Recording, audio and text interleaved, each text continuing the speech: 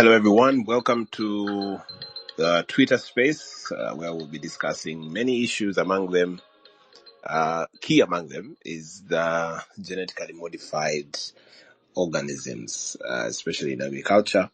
We'll be talking about money. We'll be talking about the economy, the economics of GMOs, where they fall in this climate crisis debate, and the protection of our biodiversity. My name is Daniel Lutaya. Today I will be having a great panel of very knowledgeable people. I have Mr. Lubega Jonathan, who is a program associate for agricultural trade for rural transformation at Siatini, Uganda. Jonathan is already on the space, so I'll just ask you, Jonathan, if you could please request for the microphone so that we can get started. Then I'll also be having Miss Agnes Chirabo, who is the Executive Director of the Food Rights Alliance, Miss Bridget Mugambe. She's already on the space. I think I can see her. Let me just... Okay, I've invited her to speak. I will also be having Honorable Christine Kaya Nachimwero, who is Chiboga District MP and Shadow Minister for Water and Environment. We'll have a great conversation, an amazing conversation about the future of not only Uganda, but the whole of East Africa. When it comes to our agriculture, it's very important because, well, this is the stuff that we eat, this stuff that the animals that we eat also eat, and this is the stuff that we sell the most to the rest of the world, and this is the stuff that our economies are founded upon. So the agriculture is the foundation of the East African economy. So we need to protect it, preserve it, but also grow it in a way. So I do not know if everybody can hear me, because my guests have, I think, failed to get the microphones. But just to get this right out of the way, for my guests, you will need to have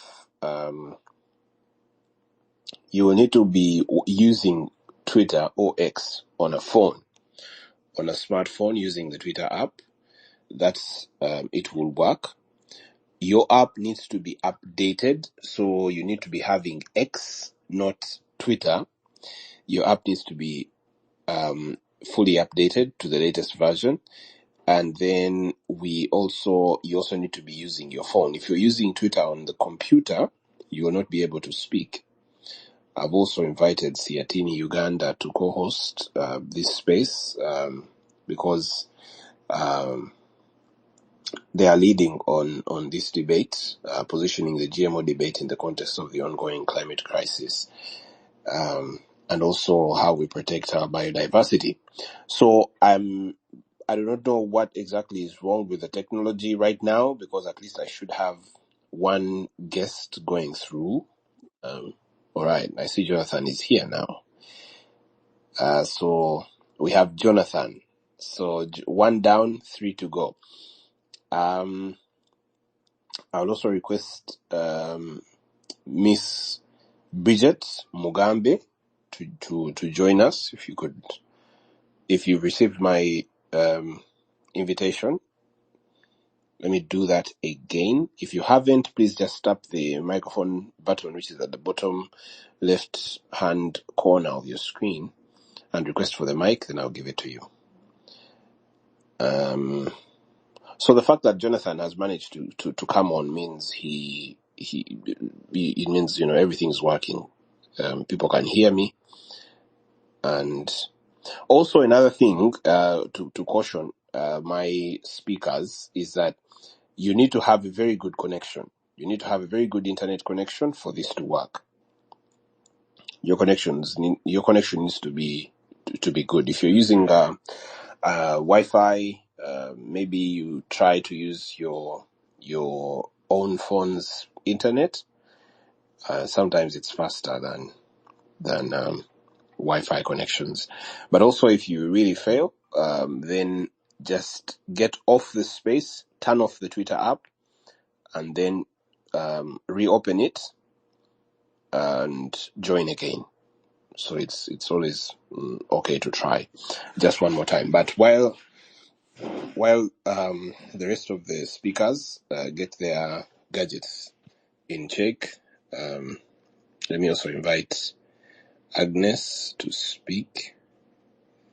I don't know if it will work if you are not following me, but also you could try that. There's a lot of stuff that we could try, but I'll also ask the background team at Siatini to assist our speakers with their connections. All right. Let me start with Jonathan because he's here. Mr. Rwega Jonathan, a program associate in agricultural trade for rural transformation at Siatini, Uganda. Jonathan, how are you doing? Please say hello to our listeners. Give some opening remarks, if you will, Jonah.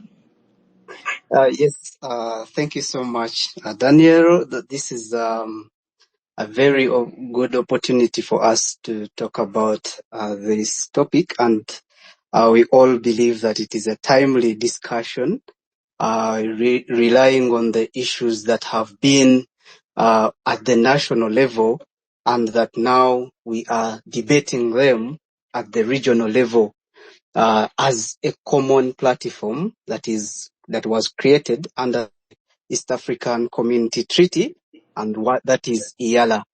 So as Siatini, we see that this is something that touches on issues to do with pro-development trade.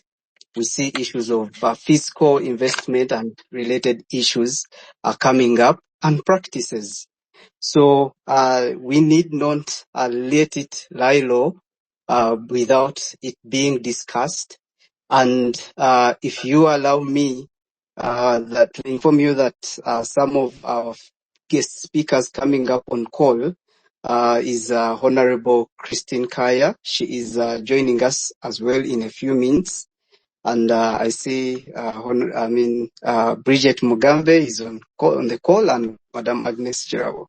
So this is something that stemmed from the debate that came up on 14th of March 2024, where the IALA Parliament debated and adopted the report on the Committee of Agriculture, Tourism and Natural Resources.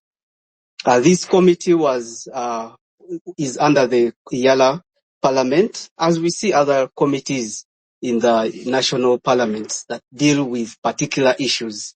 And this one is dealing with issues to do with food security, food security, food sovereignty, tourism, natural resources. And it was tasked to undertake an assessment of the laws and policies on GMOs at the East African, among the East African partner states. And this activity was done between 4th to 9th of February 2024, just of recent. And we were privileged as Siatini to have an opportunity to present the issues as to why the GMO debate should come up lively, and to undertake some of our issues that we see that should be taken. And without going further, we see that relying on this report, there are many issues that came out, and we were also seeing that many issues were adopted from the civil society organizations that took part in that assessment. And this gave us an opportunity and a potential to produce, and to air out the views. But we also know that it is a live kind of discussion that we should bring, because we are born again, if I'm to say, that the report gave a stop, or maybe it had recommendations that give leeway for further discussions. And part of the issues that were, part of the notes that were put out in this report was that the East African region has a huge potential and capacity to produce food that is enough for food consumption and that is consumption for the large surplus among us as the region, but also to go on and export at the world market. Looking at that, one of the particular findings that perhaps less of the players were not brought to notice of it is that at the East African region, there is an East African bioeconomy strategy, and this strategy has issues to do with food security, and it has issues to do with science and promoting science. And to do with that was developed by the East African Community Science and Technology Commission, which was adopted. And it was also alluded to in the report that the East African Community Regional, that the same commission is looking forward to having the East African Community Regional Biotechnology and Biosafety Policy in the next financial year, which is of 2024-2025. So it is something that we are debating, but it is already underway, taken on course, to see that we have the regional biotechnology and biosafety policy in the next financial year. So, alluding to that, the report also highlighted that there is a general food insufficiency, because these are two issues. If you say that the East African community has potential to produce enough food that is sufficient, and then in the same report, we see that there is food insufficiency among the East African partner states. And with an exception, of course, with Tanzania, that has enough food that is produced for food and also export. But you realize that there are many issues that were also identified in this report, and the key findings, actually it may not be too key to the public, but it is something that we need to draw our attention to. The East African community has eight partner states, but only 2 now have passed the laws concerning GMOs, and the latest one is Rwanda, that passed the law on GMO biosafety law, and actually this was gazetted on 21st of February 2024. So this is very new. And for Kenya passed the law on GMOs, but it was only stopped by the court order that is in place. However, if the court order is lifted, then we see other issues coming up in regards to the trade and trade in GMOs. The report also alluded to the very many actually not very many, but they pointed out 7 points that were recommended, that as recommendations for the Council of Ministers, because this was a report that was to be adopted by the IALA and then recommended with recommendations to the Council of Ministers to take action. And the first recommendation that was highlighted was that there is need to direct partner states to undertake research on GMOs, and also looking at having financing research undertaken in respective countries, because it is part of the issue that even if research is undertaken, but it's not effectively financed. So either we have limited information on the particular issues to discuss on GMOs, and also it could be the issue of the lack of will to undertake this particular research and also financing in that perspective. The third recommendation was that there is need to direct partner states to correct, reliable, and to disseminate correct, reliable, and understandable information to all stakeholders, because it is particular to note that GMOs is curtailed in the science language. So whatever people speak and whatever the way it is brought up to the public, it is very hard to understand, and also the information is not correct at times, and also relying on the reliability, it is not reliable, alluding to the fact as well on the less research that is being conducted on this issue. So it is also the third, and also the fourth is taking into account the interests and fears of stakeholders, including small and large-scale farmers, seed companies, traders, and consumers. I will allude to this point in the latter, that you realize that very many stakeholders have divergent opinions to GMOs. So there is this kind of recommendation to allow stakeholders to allay their fears and interests, because everyone has their own interests in this debate.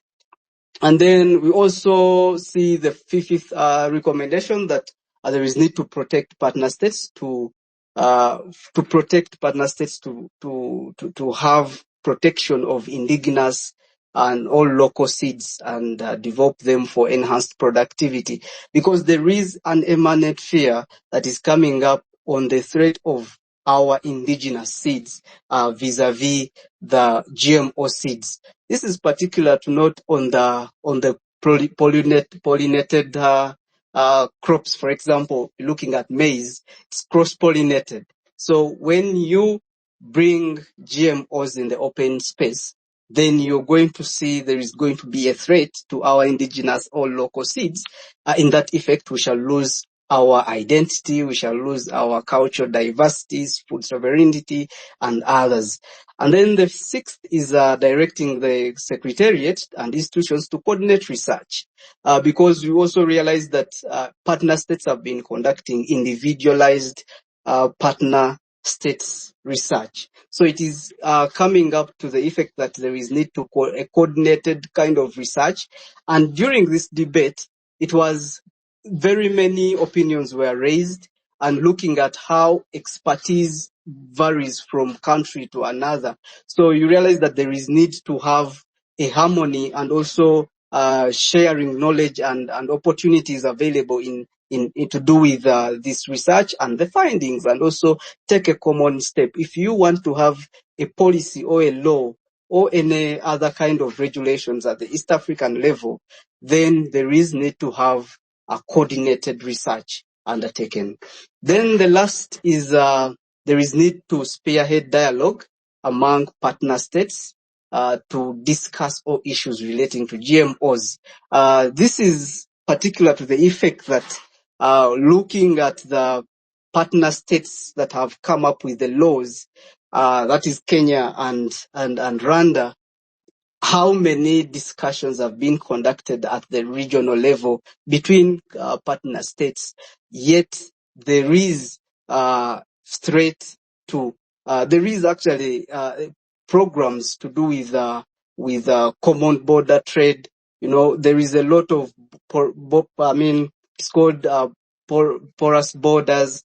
So there is that effect. If you have a law in your country, and yet we are under the partner states and we are looking at opening up our borders, then there is need to create fear for this. So vis-a-vis all that was talked about, it was also something that we are happy for by the IALA, and particular is by the committee, that it don't come out front to say that yes, we need the policy immediately. No. But what was talked about was there is need to do something before you come up with the law or the policies. And this report came up with a conclusion to see that there was a lot of disagreements among stakeholders and on the benefits and risks associated with GMOs. This debate is not clear. All literature on GMOs and regarding GMO crops and agriculture practices, they are not conclusive to do with whether GMOs have a threat to our health, or they are not a threat to our health. However, there are many, everyone brings their points, and they're saying that you may mix a gene that may be that may be allergic to me, so it could affect my health concerns. And other scientists are saying, no, we have science that has been done. So this is a lot of debate that IALA wanted to bring on board, and also to have a common mind to this, and which could shape a tight law at the regional level. And also they asked for a call for public awareness and further research, as also highlighted above. As Siatini, we have our particular points that we look at, and the first is the food security. Hold there, Jonathan. I don't want you to tell us the position of Siatini yet. So hold that thought just a bit, so that I can hear from other panelists. I know that in the 1990s, I think it was 1997, there was an issue with pawpaws in Hawaii, and GMOs came to the rescue. I think by 1998, there was a new breed that had been genetically modified in the US, a new breed of pawpaws that saved the entire pawpaw industry in Hawaii. So that's one of when I was researching for this space, that's one of the what I would call success stories from GMO. And that is a story that most scientists will cite when it comes to their argument for GMOs. But now we have the East African Legislative Assembly also debating this particular issue. And we have two East African countries that look like they are going the other way. I want to ask Agnes Chirabo, according to this IALA Committee on Agriculture, Tourism and Natural Resources, one of the key issues that they've highlighted is food insufficiency in the East African community. Do you think that GMOs are the magic bullet that will address food insecurity in East Africa? Thank you so much, Daniel, and greetings to everyone wherever you are. For me particularly, I bring you greetings from the city of Gulu, where the temperatures today were at 37 degrees Celsius. I don't know whether that is warm or it is hot or it is body temperature, but that is what it is. Yeah, So I wish I could have a temperature as hot as that right now. Where I am, it is -4. That must be US. Yes. Okay, and Germany, I was told that Germany yesterday was at 41 degrees Celsius. Anyway, my purpose was to greet everybody wherever you are, and I'm happy to be part of this conversation. Your question is it a magic bullet? The answer is no. I don't think we can even spend our time debating that. The answer is no. But the devil lies in the details. You have cited the issue of pawpaw in Hawaii. Then the question could be, do GMOs, for instance, increase yield? I would say yes. But the question is, at what cost? At how much? Because when we are looking at output, we also have to look at the input, and then we see whether we are just playing ourselves around or we are actually doing something sensible. My mother's cow gives her 14 liters of milk a day. Isn't that good news? It takes like 6 jerrycans of water. Would you be fair to compare my mother's cow at zero grazing in a clean environment, reduced movement, and you compare its 14-liter productivity to a local cow I have seen here in Gulu walking miles, both the herdsman and the cow. None of the two is sure of where they are going to feed from. Would you be fair to come and say, look at them, they are getting very little milk, and Chirabo's mother's cow is giving her 14 liters of milk a day? I think we need to attend to these details. One of the radios in Kampala, I listen to it when I'm going to work, and there is a very interesting advert. They are advertising a maize seed, a particular maize seed. And the advert says it gives you, I don't know how many tons of grain in an acre. And the advert concludes by saying, if planted with the right fertilizer. And I keep asking myself every time I listen to that advert, is this advert advertising the seed, or it is advertising the fertilizer? Are there so many tons of maize in an acre being advertised? Are they going to be as a result of the seed, or are they going to be as a result of the fertilizer? For me, these are just basic questions that we need to reflect and then decide on which intervention or which solution are we inventing for which problem. The other question is there a hunger in East Africa? Yes. If there is hunger and malnutrition in a country of plenty, the most blessed country in the region is Uganda. We are living with 34 million people, food insecure. 34 million people. 10 plus million, severely. The 34 Malaga ate something for a meal today. The 10 never had a meal, 10 million plus. And they are not sure they are going to have a meal tomorrow. So the question is there hunger in the region? Yes, there is hunger in the region. But to respond to the hunger in Uganda and in the region is like debating whether mosquito causes malaria. If science has proved that mosquito causes malaria, seeing a mosquito on your leg because it causes malaria, you have to use a good sense of judgment on which solution are you going to use. You shouldn't be driven by the fact that a mosquito causes malaria and you cut off the hand, or you hit a mosquito with a panga or an axe. And so this is the case.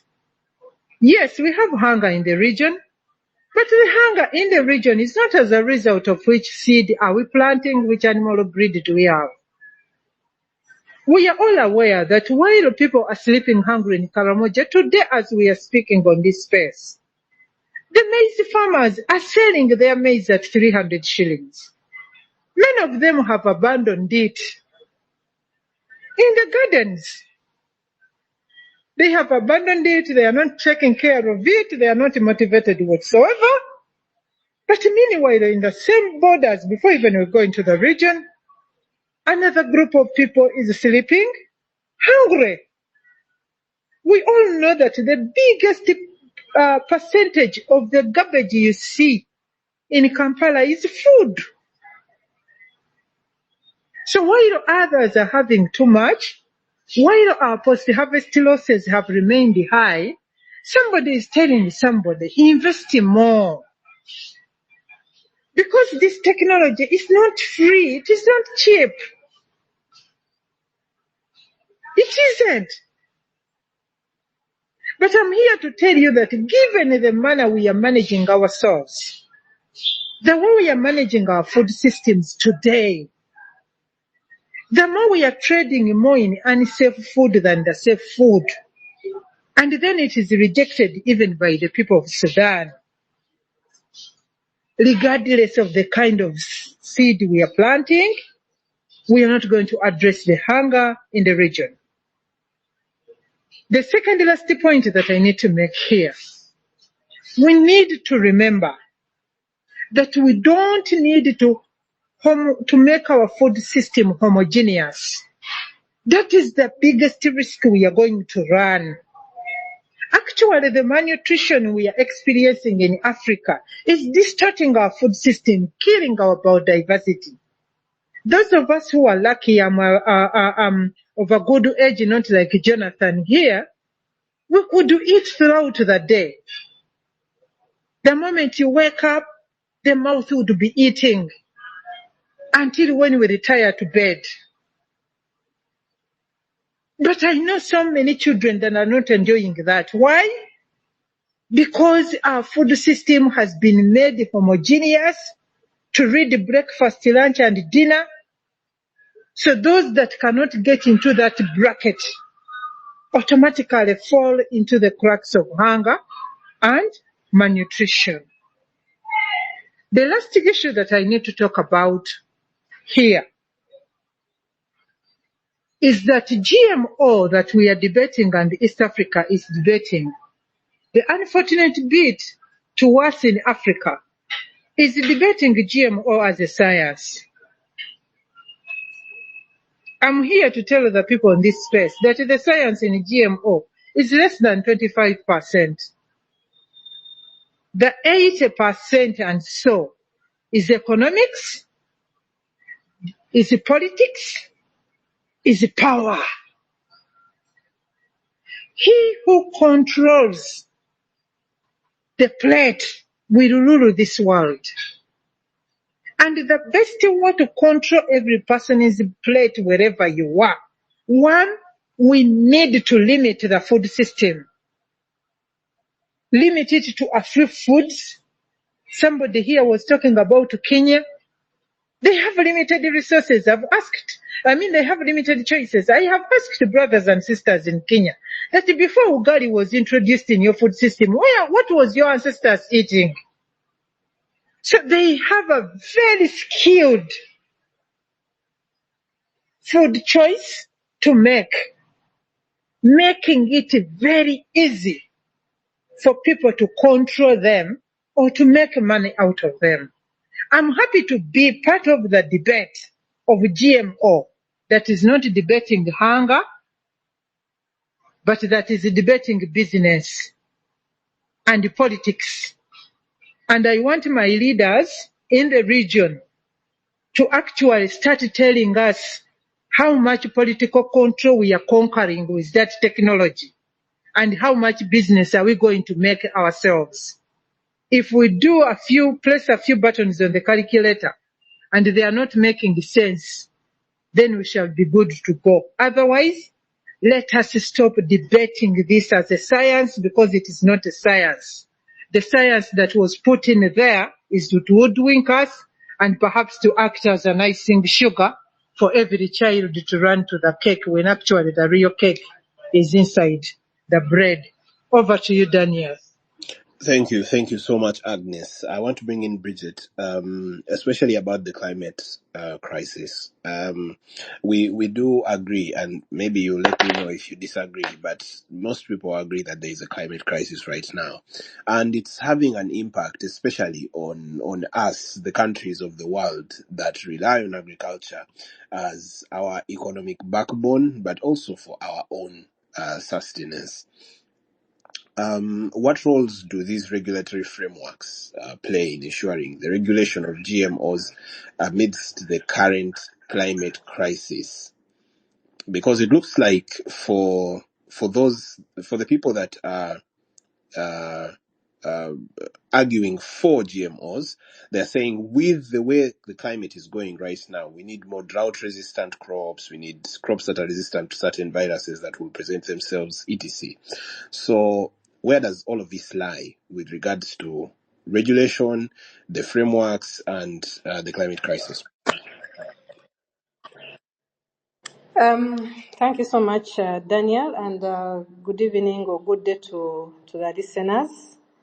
Thank you for your question, and it's interesting relating GMOs to the climate crisis. One, I agree, and hopefully all the others agree that we do have a climate crisis that is happening. We're experiencing it in our own countries, but also elsewhere. So for me, that is not something to argue against. The whole debate around GMOs, I think for us who have been following it for quite a while, it's interesting how it has evolved and being related to a number of different occurrences, Right now, the climate crisis seems to be the most, or one of the high-selling, occurrences to which the GMO debate can be tied to. And the whole discussion around, we are in a climate crisis, we need to produce more food. For me, the simple question I would have is that this climate crisis has been building for so many years. We've had GMOs in place, across the entire, not in Uganda, but across the globe in different countries. GMOs have been around for over 3 decades. They have not done anything to reduce this climate crisis. They have not done anything to reduce the hunger situation that we are facing, despite being sold as such. And without going so much into the science of GMOs, because I do not want to attempt to dissect that. For me, we should be asking that question, If GMOs are purported to be, reducing hunger, to be increasing yields, how comes in the countries, for example, like South Africa, where they are highly grown, South Africa was the first on the continent to commercialize GMOs, and they're mainly growing GMO corn. But we see that their hunger levels have been sustained since 2015. They're the same when you look at the global hunger index. They're the same level of hunger. People are still hungry. It's not doing anything for them.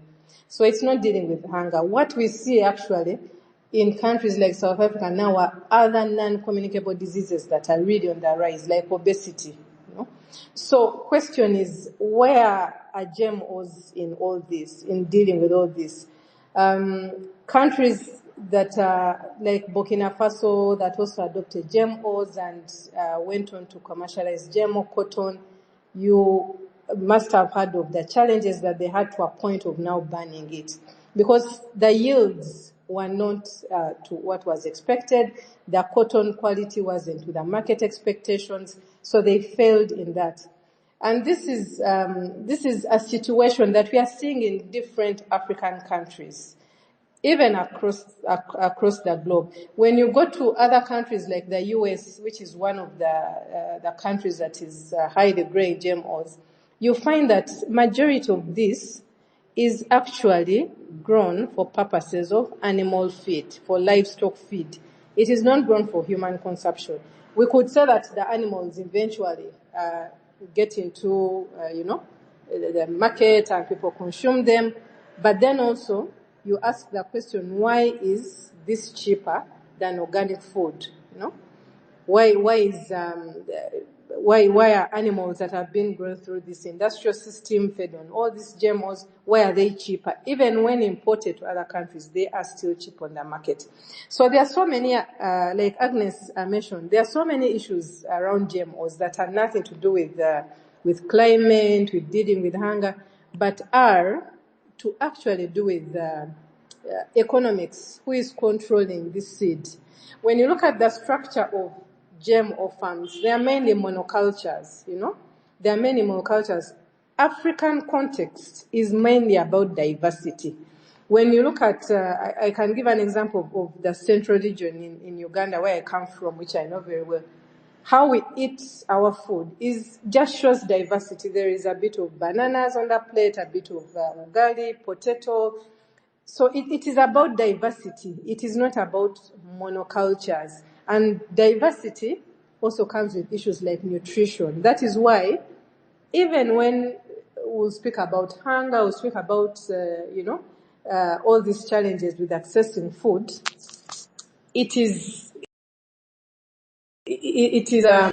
there are a number of other structural issues that Agnes also mentioned. There are a number of other structural issues that are hindering access to this food. You'll find issues like food distribution. How do you transport food from here to there? How do farmers access the markets? There are high yields in other places, low yields in other places. So the entire, fallacy around GMOs and what and the potential they have, and now being attached to the climate crisis, is just a narrative that is put in place as a new angle to sell GMOs, because we have not seen any evidence of how they are supporting, they are aiding in food security, or any evidence of how they are, dealing with climate, the climate crisis. As I conclude the issue the example you gave around pests, pest resistant, high yielding, one, GMOs are mainly engineered to be herbicide resistant or pesticide resistant, so that they are resistant to certain pests, and they are resistant to certain herbicides, which you will be forced to buy as a farmer to be able to maintain this GMO, which also means that you will have to plant this specific variety, so you dwell with a lot of other varieties. What this also means is that we are destroying biodiversity, because it is not that everything we call a weed is a weed, We have so many uses for plants, for trees, for, different insects within biodiversity. It is a pity that the new generations that are coming up, we are losing this knowledge of what different crops and plants and animals, the purposes, in our environment. So that is why there is this blanket marketing and focus on productivism, increase yields at any cost, at the cost of biodiversity, at the cost of farmers' livelihoods, at the cost of our culture, at the cost of, even food taste, something as basic as food taste. So for me, to respond to your question in a lot of words, I guess that is what I can say. Well, thank you very much. Now, it's indeed a very huge debate, even in the US, where some crops where the FDA has approved some crops. They've approved alfalfa, apples, canola, corn, which is mostly for animals, just like you said, for animal feed, but of course the animals end up being eaten by humans.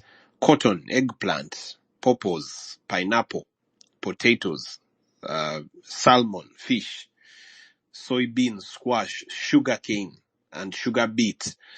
And on the website of the USDA, they actually even list the reasons why they approved some of these varieties. But again, we, just like some of the speakers have said, we have to put this in the context of Africa, where we are. And given what the speakers have told us so far, it looks like in the African context, this may not actually be the case. It may not work for the African problem, because we have to find African solutions to African problems. Let me get back to Jonathan. Jonathan was about to tell us Siatini's position. So, Jonathan, what is the position now after listening to the your fellow speakers? What is the position of Siatini? Has the position changed, or is it still the same? I may say that the position has not changed. The position is still to the fact that we do not know whether we have GMOs right now or we do not have them on our plates or anywhere in the markets that we go and purchase our food. But all that we need is a regulation. We need strict regulations, that are strict conditions also that are put into these laws. Maybe before you continue, because I know Siatini works a lot with economics, is there any economic value for a farmer to switch to GMO? Or if it is there, is it significant enough to warrant the switch? Because you know that Agnes just told us that they will advertise and say this seed will increase your yield with a certain particular fertilizer. So, when I was reading, I thought maybe there should be something, that will increase the yield of a farmer and therefore increase their economic standing in society. But if they have to buy more stuff, then how does that pan out from you guys who always who are always monitoring the economic stance in society? Yes, I would not differ from the previous speakers who alluded to the fact that yes, GMOs will increase yields to farmers.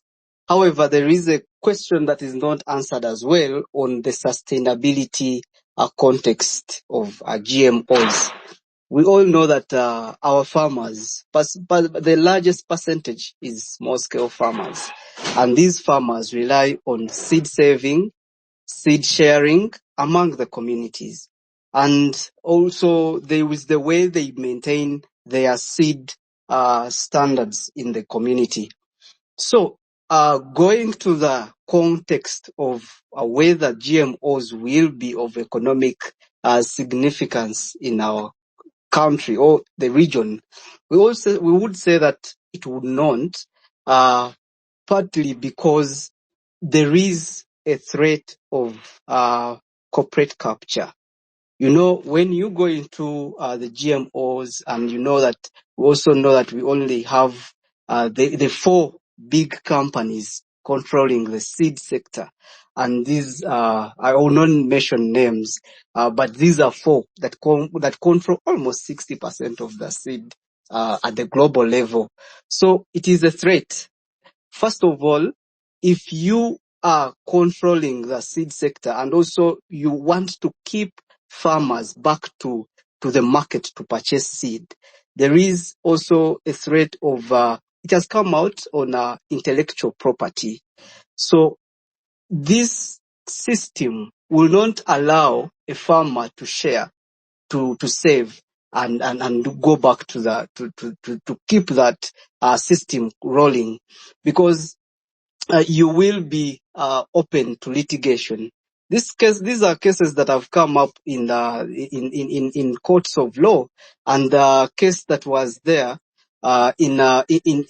we get lessons from other countries like the Monsanto versus Schema. This is a case that was brought in court against Schema, whose seed or whose garden was found to have genes of Monsanto seed. So his Schema had to pay loyalty fee to the Monsanto, the big company. So when you say that will the GMO be sustainable, or will it be of economic significance, then it will not, because you will be kept into the market to purchase, and you only pay to those big companies to that effect. That I can say to that. And also, the patent law is also clear that he who owns the gene controls the system. So that is what we also call for in that regard. If you allow me, Daniel, I hope I Yes. have responded to Yeah, that but effect. of course, when we talk about farmers, Agnes, when we talk about farmers, people, the conversation looks like it is very ambiguous, and there are a certain group of people maybe seated in Germany. But I was just here thinking that the farmers, especially for the context of Africa, maybe I'll talk about Uganda because I have a very big understanding of Uganda. The farmers are ourselves. All of us have family that are farmers, which is not in other parts of the world. In other parts of the world, there would be a particular region where there are farmers that grow crops for the whole of the country and even for export. But here, for example, I grow my own cassava and matoke, which I consume. It's not for sale, it's just for consumption in my home. And I don't have to go very far into my family tree to reach a family member who is actually relying on agriculture to sustain themselves. So just help us understand when we talk about the cultural and the societal effects of adoption of GMOs in East Africa. How will that? Because when I was just thinking about it right now, I thought it actually affects me directly, because I am not a farmer that grows to sell, but I eat my own cassava and matoke, and there must be many other people in the space who do the same. For other crops and beans also. I don't buy beans, but also our families that are relying on this agriculture. We grow a lot of stuff on our own as Africans, but maybe the question also to Agnes is our form of, and I think this is the question that the whole of the world is still asking Africa, is our form of agriculture sustainable enough for the climate crisis, which is happening and is even becoming worse? Can we continue this way and survive? Because the rest of the world seems to say we need to go GMO, or otherwise we are going to continue starving. Okay, thank you. Just to let you know that Honorable Kaya, I can see her on the call, but as a listener, and getting back to my question, who is asking that question and why is he asking it? I have told you that the farmers who grew the little maize they grew it, they have not derived their livelihood from it. Many of them have not even been able to take their children to school.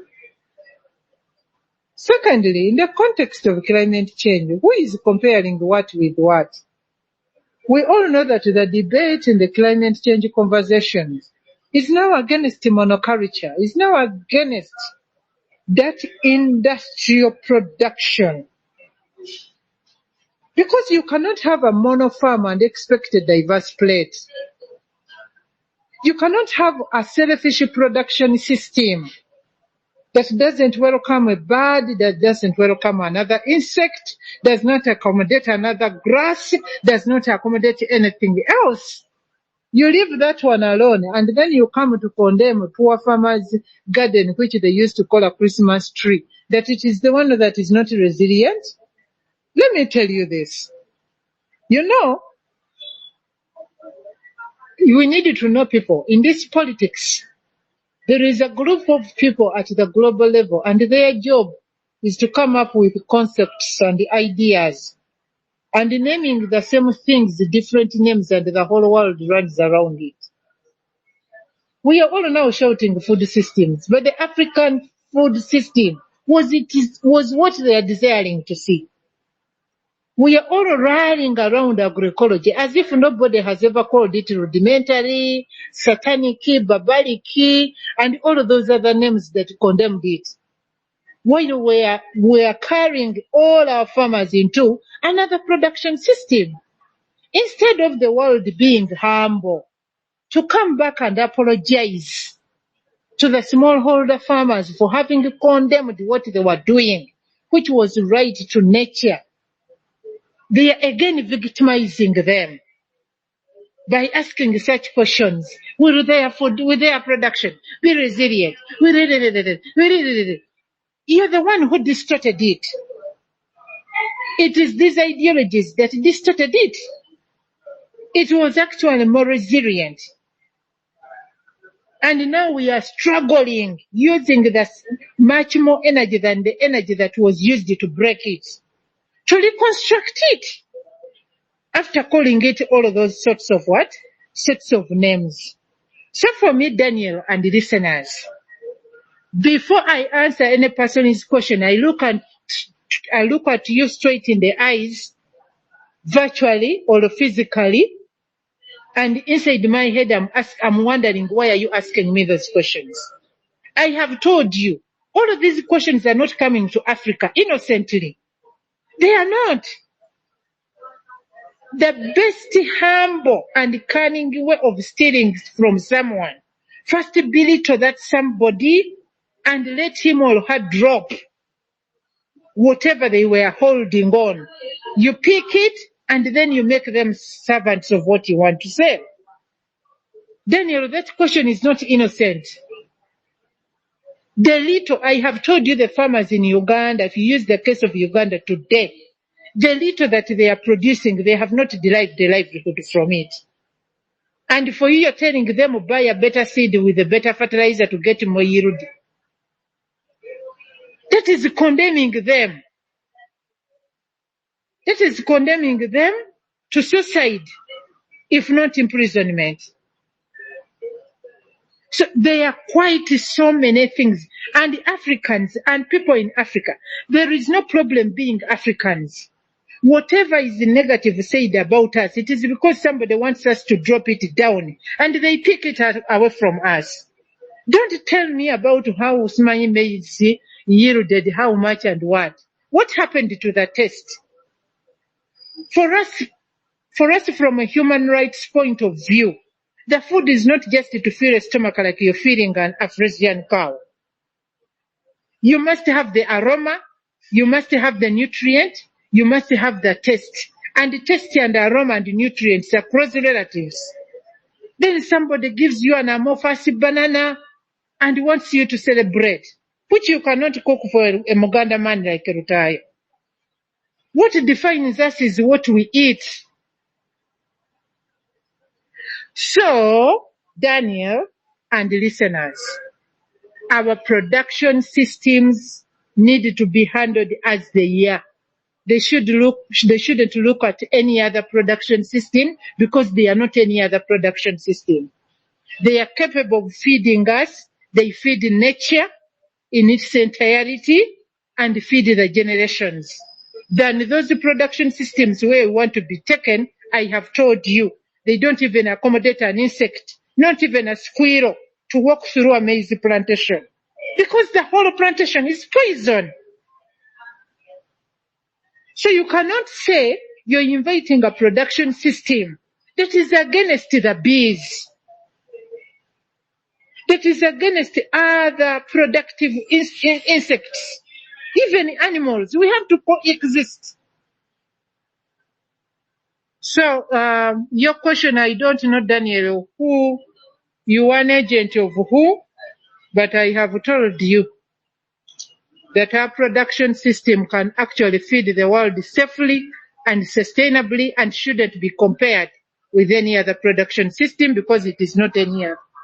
Over to you. All right, thank you, Agnes.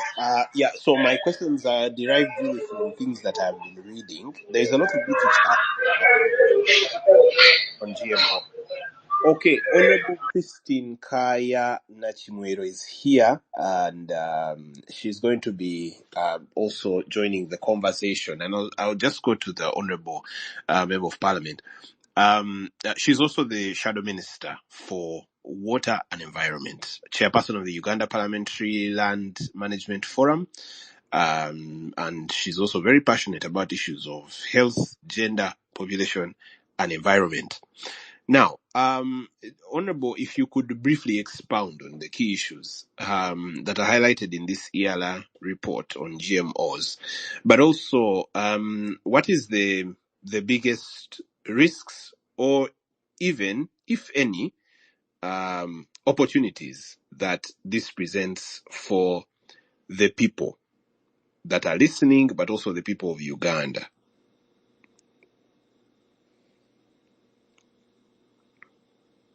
Honorable, if you could please unmute. All right. Dear listeners, hopefully you are listening in. Yes, we can hear you. Yes, I thank you very much for convening this platform. I have come across the Yala field observations, and this is to notify you that probably the country parliaments have frustrated the establishment of the GMO laws, and now they feel they should begin the process from up. But I would prefer that since the impact,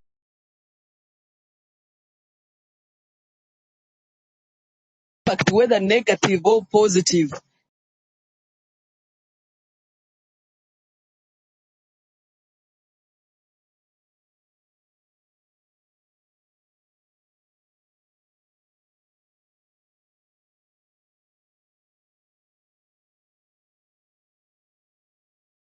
Honorable, your connection is troublesome. I don't know if you are traveling. We keep losing you. Can you hear me?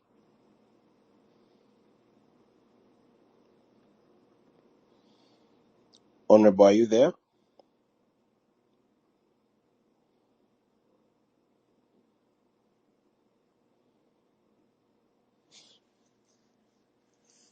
Okay. The Honorable Christine Kayana Chimwero is having some network issues, which is understandable. Honorable members of parliament are always on the move, trying to go and pick the views of their people, but also their work involves a lot of movement. So we really understand that challenge that she's facing, but I will keep waiting for you, Honorable Christine, when you get into a stable area. If it's possible, if you are traveling and you find a place that has all the full bars of internet on your phone, try to maybe stay there for about 30 minutes so we can have the conversation and then you proceed. That's something that I have done before also, whenever I'm traveling and I have these Twitter spaces. So I do understand the Honorable's work involves a lot of movement and travel, and she could be on her way to up country. She could actually be up country already. So we do understand that. I want to bring in she just left. I wanted to bring in Bridget, but I see that Bridget has also left. But also for our listeners, you have an opportunity to also join this conversation. So keep requesting for the microphone. The microphone button is at the bottom left corner of your phone screen. So request for the microphone and I'll give you an opportunity to say something. You could be a farmer, you could be an interested party, but just like I said, for most Africans out there, the next farmer that you know is not very far away in your phone book. It's not very far away in your family tree. It is your auntie who is a farmer. It's your father, your mother, your sister, your cousin. So farming for us is very close to home, and that's why we take it as a very important thing. And anything that is affecting or affecting agriculture in Africa is taken as a very, very important issue that has to be handled with the utmost urgency. I think Bridget's back. I also have some requests here from the plenary, from the public. But since Bridget is back, Bridget, if you could just contextualize for us this GMO debate, but also the climate crisis. Given what Agnes and Jonathan have said, for you, what is your position? What is your position with regards to this? And I think before the honorable got her connection issues, she said there must be certain connivance. Agnes said there is a group of people that push this agenda, and the honorable said if they have failed, since they key emphasis on they. Who are they, Bridget? And they are now going to the regional parliament and issues like that. But tell us also, what is your position before we get some questions from the public? Thanks, Daniel, and sorry I got a hiccup with my connection. It took a while to connect back. Well, I don't know if I've got your question very well, but I'll just broadly speak to some of, I think, what I picked from what you're asking. One, I think, like I mentioned earlier, personally, I wouldn't want to talk about GMOs as anywhere close to, providing a solution to this climate crisis. Probably what I would say is that they might contribute to increasing the impact of the climate crisis. Because if we are promoting monocultures instead of biodiversity, which we all know GMOs do, then we are even threatening the environment more if we are promoting overuse of pesticides other than looking for healthy soils, technologies like biofertilizers, biopesticides, by there which are already being produced by soil centers across Africa. So instead of looking at such things, if we are looking at GMOs, which are more pesticide and herbicide oriented and chemical oriented, then we are actually putting our environment at a higher risk, putting our water, our soil, our trees and whatever is in the environment at a higher risk. So if I were to discuss GMOs and climate change, I would discuss them in that context. But also for me, in terms of if you ask around a position, for me, I would just want to say GMOs are not an issue of urgency. It's not an emergency for Africa to adopt GMOs. Over 3 decades they have been in place. We have only, about 11 African countries that have any sort of biosafety law or are even doing tests or have, doing trials around GMOs.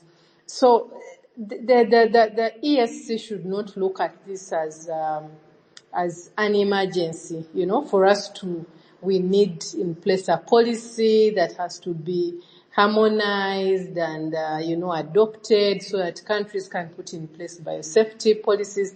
There is no urgency in this because we have not seen any, ultra solution that GMOs are giving to us. Like I shared earlier, we do not have a model African country where GMOs are doing wonders. So the East African community should not be under pressure and, any feeling of urgency to have in place this policy. While we need it, I agree, we need to do this in a system that follows the precautionary principle, but looks at national circumstances, looks at public participation, looks at biodiversity. So this is a process that should be given ample time because we are not in a rush. For me, GMOs are not anywhere in terms of solutions to this climate crisis. What we should be looking at are what we have been doing, even without financial support, even with minimal, public finances going to it. Practices of agroecology, practices which involve, improving soil health, using organic, using natural systems, trying to mimic nature. These are systems that farmers are already using to feed the world. By the way, you asked the question earlier around whether our farming, practices are going to take us anywhere. But the fact is that small-scale farmers are actually feeding Africa. The majority of the food we consume is from small-scale farmers, and this is with all the limitations to accessing markets, to proper infrastructure, proper storage. With very minimal support, small-scale farmers are feeding Africa. So the question is, maybe we need to think of how more do we need to support the system, the agroecological systems, practices that we're already using, so as to be able to, deal with this question of hunger. And of course, there are so many other geopolitical issues that come in there. Yeah, I think I'll stop there for now. All right. Thank you. Let me bring in our the audience. I'll start with Barbara Ntambirweki. I hope I pronounced the name correctly. Please give us your question or comment. Thank you very much, Daniel. Can you hear me? Yes, you are loud and clear. Okay, thank you. First of all, I'd like to thank Siatini and partners for this very informative session. I also want to say that I have been involved in the regulation and ensuring that we have a GMO law in this country for over the last 10 or so years. And I would like to say that while we are discussing the EALA report, which is quite worrisome from what I hear, because it, like Honorable Kaya said, laws passed at the East African level definitely will automatically apply at the national level, because the people who are fronting these laws really want to ensure that we adopt GMOs uh, in whatever way possible.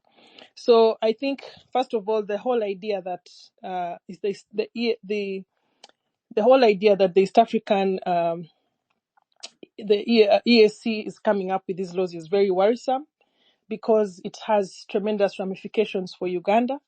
As Uganda, as you know, our law has never been passed. And it is important to note that even the law that was passed does not communicate to our policy. So even if we are to have a law in this country, we would need a complete overhaul of our policy on GMOs and the law. Because right now, as we speak, GMO now is not just about food. The GMO debate has expanded now to issues of genetically modified mosquitoes. We have gene-edited plants. So it's more than what we know as a GMO debate. There's so much going on in our country. For example, not many people knew that in this country that over the last 5 years there has been testing of genetically modified mosquitoes in Kalangala. They have been collecting mosquitoes for the last 5 years. That's an example.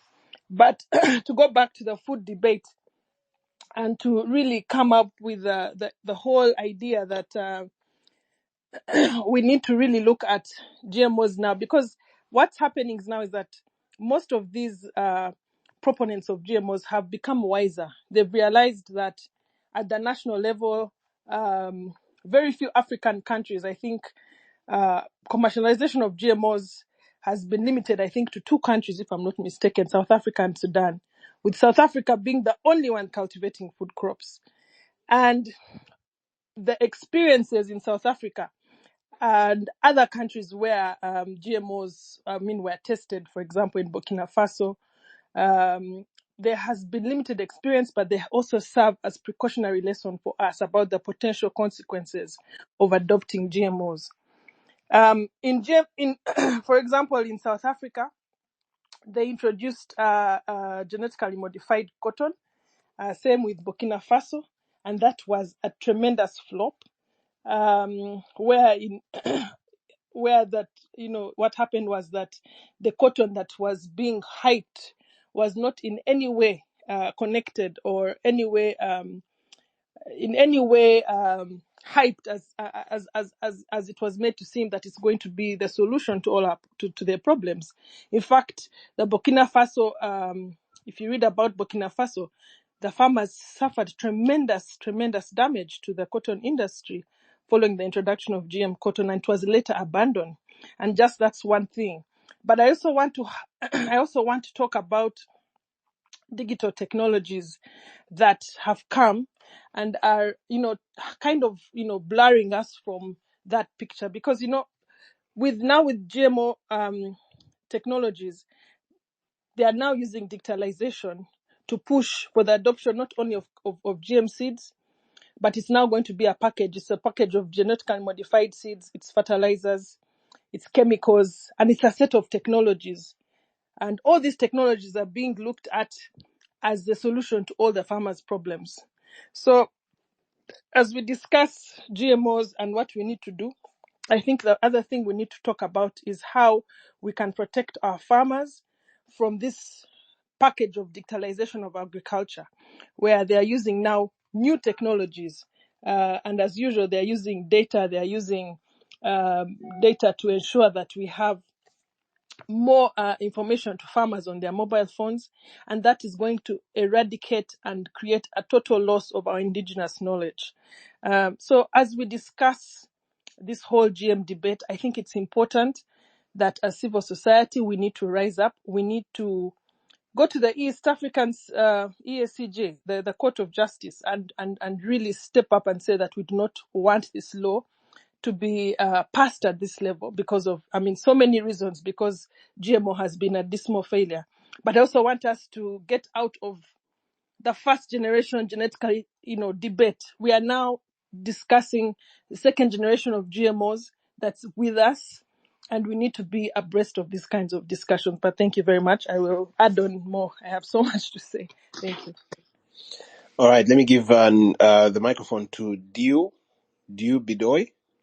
Please go ahead, unmute, and give us your question or comment.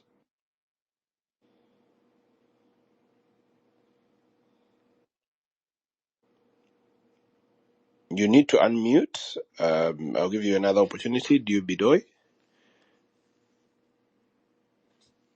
I think Diu is not on. So Chemonges, Timothy Chemonges. All right. Thank you, Daniel, and thank you to Siatini and colleagues for convening this. So, until recently, I work with an organization called the Center for Policy Analysis, which also hosts the Parliament Watch program. Until recently, we've been implementing a project around gene drives, but also biodiversity. But our focus largely had been around advocating for new innovative approaches towards addressing health challenges in Africa. And subsequently, part of our work was around genetically modified mosquitoes. And I'm glad Barbara highlighted on it that the conversations around GMOs has broadened, and now the perspective has become even bigger. Other than just the question of crops and plants, we've now moved to the question of health as a result of COVID-19 and the likes. The question of the question of genes and all these other components have come on board. We have questions to do with so the thing has broadened, and until when we attended our project, we had we were in the process and really at the nascent stages of advocating, but also bringing on board the biodiversity law, which currently is at the stage of consultative stages, really. And this law it's on its journey, and probably this conversation comes in timely. One of our findings really had been that if we went today in the market, despite our maybe our dislike, but also our reservations around gene drive, around genetically modified organisms for plants, the market has a lot of many of these products already in existence, and for some reason or in one way or another, we've consumed this. And so the question comes in as to whether we need to reject it in totality because it's already in the market, or we go ahead and regulate and provide a very clear framework under which most of these things will operate. Looking at it also from the perspective of health, where we have broader conversations around genome editing, around development of some of these vaccines, and all these sophisticated things beyond the ordinary person of the day. Questions to do with plants, and I think that it's broad. While my personal position is that we as Africa, we are not yet at a place where GMO products are really a thing for us, because we've not explored other avenues, such as what Agnes was highlighting, the post-production. We lose a lot of our produce for lack of a very clear methodology for our farmers to handle most of these products even after address. There are many questions that we need to address as we stand today, and so while that would be the right position, our market, our systems are perforated with many of these products. Yet those that are advocating for some of these components, they are hiding the question of GMOs around health, which is a very valid. If you look at the arguments, for example, that are being fronted on health sector, where we need the question of we need a law around to regulate the development of some of these vaccines, which is still a very pertinent thing. We have around the question of malaria and the gene drive We have monoclonal antibody technologies, which are also part of the components within the biosafety and biotechnology law that is actually on the way.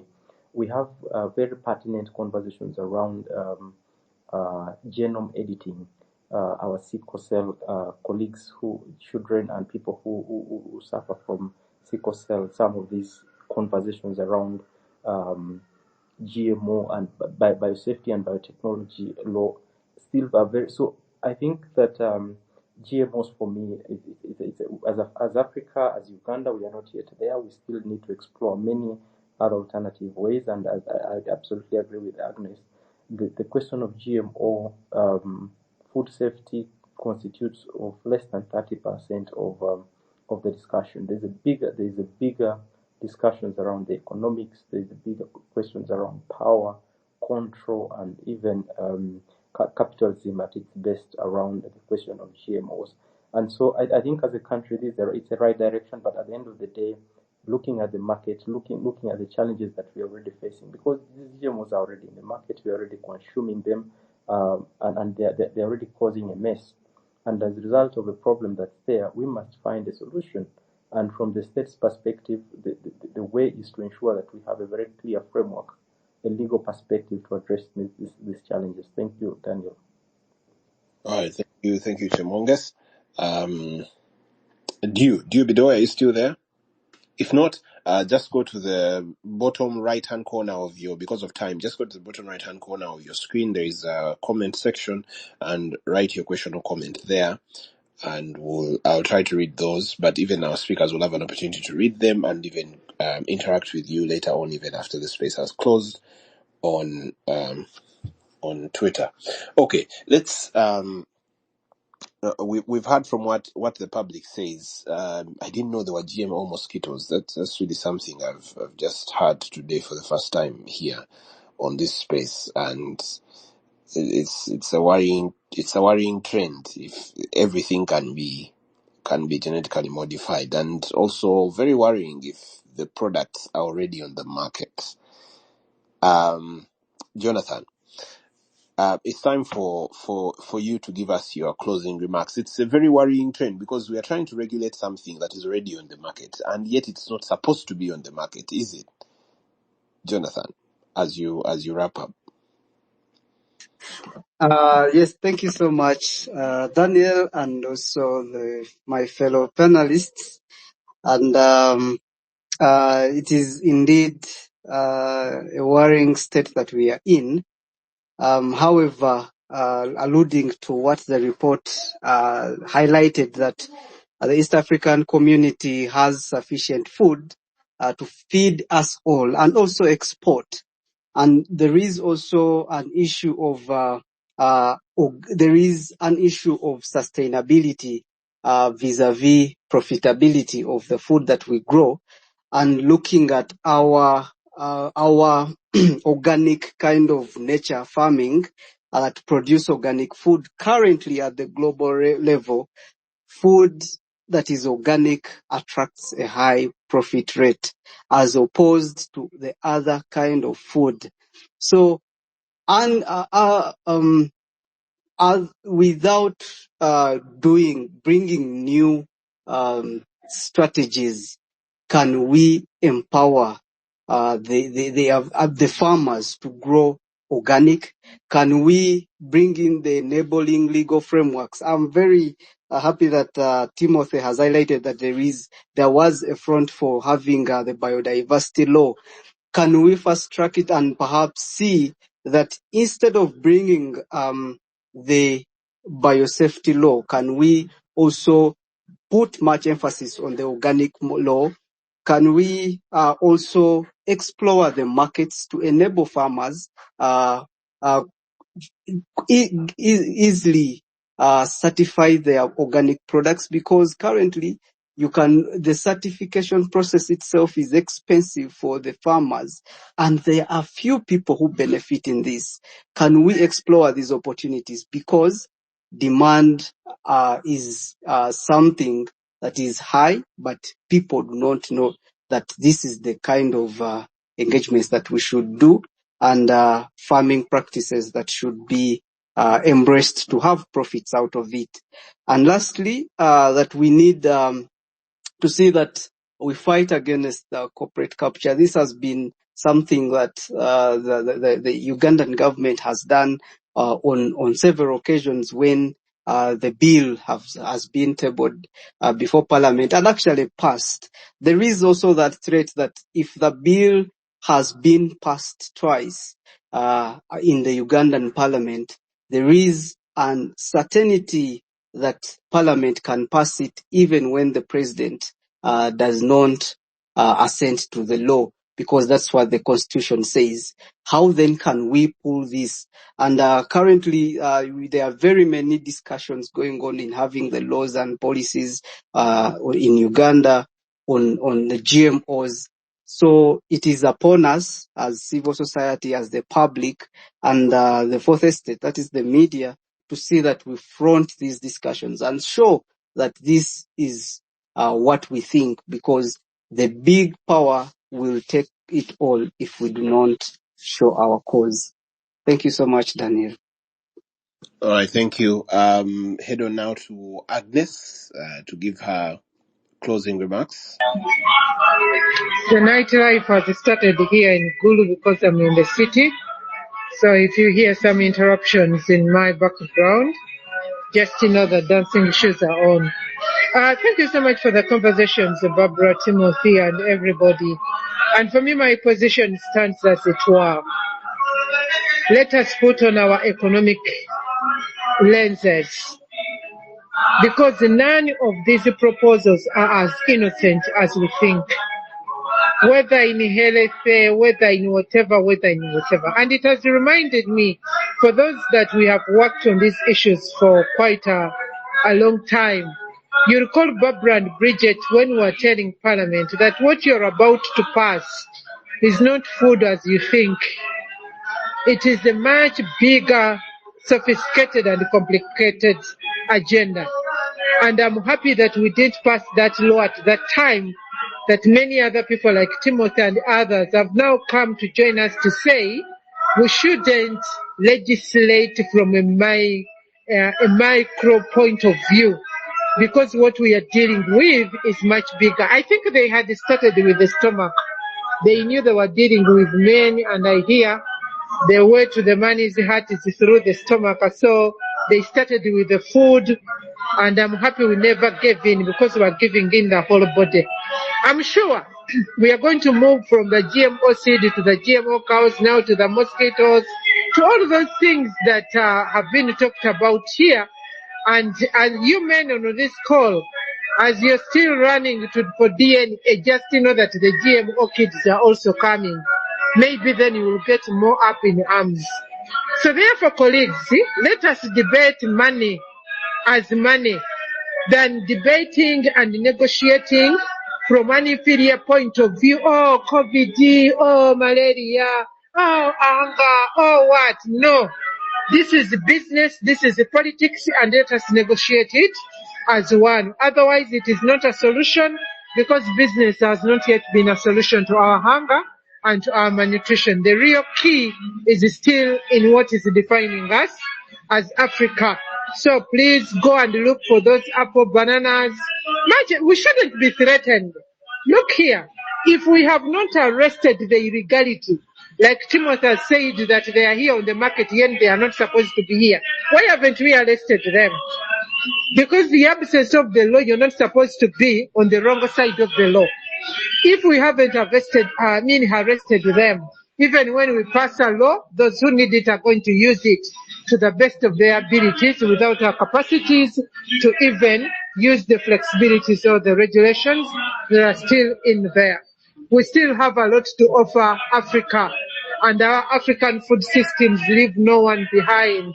Let us take pride in what we have to define, and then claim a share in other people's food systems than donating our food systems to those that want to make money out of it. Let me go for the dance. Good evening. Good evening to you too, and I hope you enjoy the dance, Agnes. Thank you very much. Bridget. Thank you, Daniel, and thank you to the other speakers and to the listeners and to the others that have contributed from the floor. I think it's this GMO discussion is difficult to conclude as I think especially for some of us who have been following it for so many years, for close to 15 years. One, I think a few things that I would like to highlight. One, I think also picking from the what Timothy raised, around GMOs and being on the market. I think what we've seen over the years, one, with the GMO industry, one thing we need to know is that it is a very strong machinery with a very strong media and communication machinery. Lots of scientists and communicators trained, from the Cornell School. And because of that, they have been able to shape narratives, around food security, around climate. And those narratives are used as a gateway into African countries discussing, biosafety issues. So, I mean, when we, for example, we say there are GMOs on the market, therefore we need to regulate them. Question is, how many GMO crops have been modified and commercialized in the entire world, So what is on our market? We don't have GMO tomatoes, so what exactly is on our market is the question. So there's a narrative around health. There is always a new narrative to justify why we need to accept GMOs and regulate them, So that is one thing I wanted to speak to. That strong narrative. We need to create our own narrative, around what we have as Africa and what we can offer and push for public support for this. The other thing I'd like to speak about is this whole process of regional policies. At the African Union level, we have a biosafety, African model law on biosafety, which is not binding, but it tries to give a kind of reference for African countries to form their own biosafety laws. It was initially in 2003, then it was modified in 2009, so there are some changes in there that are not favorable, but that is the intention. However, one of the reasons it's not binding is because it's difficult to legislate something like GMOs. One, there are so many national circumstances. There are so many unknowns around it, so many questions that are not yet answered. I was looking at the ESC report. It's also, having a language that is still pushing it back to the countries. So like I mentioned, for me, there is no need for us to feel like our countries should be on pressure to adopt GMOs. If the ESC is going to put in place a policy or a law to regulate GMOs, then it should be on how do we actually tighten, how do we tighten these to keep them out? Because we don't see any success story anywhere. My last point is one, I think for me the recommendation is that one, we should recognize who is feeding Africa, who are the small-scale farmers. We should recognize the systems and the practices they are using, which are mainly agroecological, and we should push for public or whatever private support, public financing to go to these, to the practices that we're already using. We should ensure that this is the support we are pushing for and not looking for alternatives that have not been proven to work anywhere. Yeah, I'll conclude with that. Thank you, and thank you for having me in this space.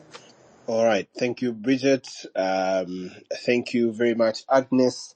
Thank you very much, Jonathan, for joining me on this space. On the space too, I had Honorable Christine Kaya Nachimwero, who is still with us, but she had some technical internet difficulties. We certainly missed her there, but she has certainly been one of the biggest advocates for environmental protection in Uganda.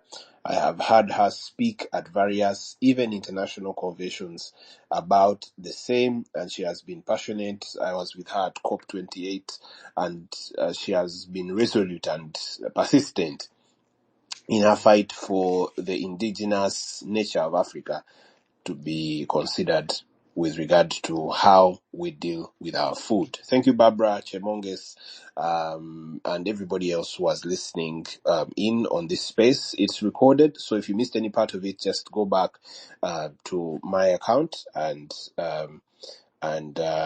listen to it again. It's also important to continue this conversation. You can just follow at Siatini Uganda, and you'll be able to get more information about the debate of GMOs in the East African Legislative Assembly. Also, many thanks to Siatini Uganda for making sure that we always have these conversations and for making this particular one come to fruition. It's been my pleasure to host you, and I'll talk to you and see you next time when I